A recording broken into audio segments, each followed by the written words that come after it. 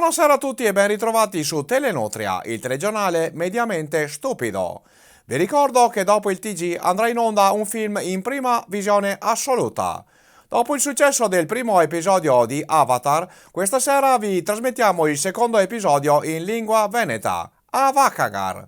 Ma ora diamo la linea alla regia per le notizie flash del TG del giorno. Chi cambia canale gli viene il cagotto spray.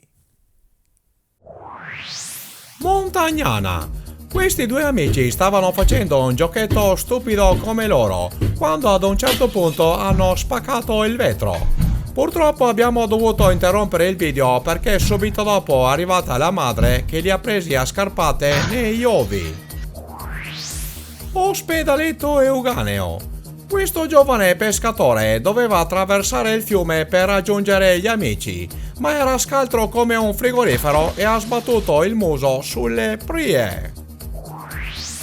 Santo Domingo.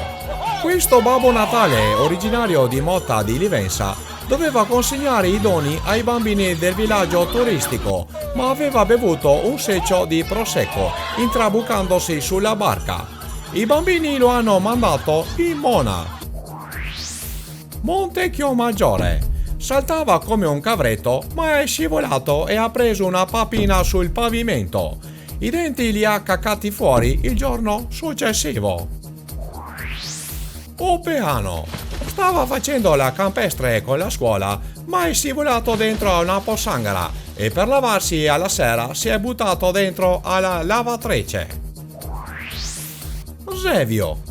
Questo giovanotto si divertiva a saltare i bicchieri di plastica, ma siccome era furbo come una volpe imbalsamata, ha preso lo stipite della porta nel cervello e ha porchesato in lingua madre per tutta la sera.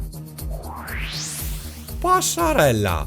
Dopo aver raccolto il grano, stavano tornando nell'azienda agricola, ma avevano caricato alla cassa di cane e sono cascati insieme a tutto il carico. Gli sventurati hanno tirato un porco per ogni grano di mais caduto. Farra di Soligo. Questo giovane burlone voleva fare uno scherzo all'amico che stava riposando, ma ha acciappato una gran elasticata negli occhi. Ora tutti lo chiamano Polifemo e il ragazzo Siemo. Masi. Questo signore era la sagra del paese e ha deciso di sedersi in maniera bizzarra. Riepilogo tragico, marmellata di maroni per tutti. Cerro Veronese. Per concludere la serata aveva preso un bel kebab, ma non è bastato per farsi passare la ballotta atomica e ha preso il lampione giusto sul muso. L'amico lo ha risvegliato pissandogli dosso.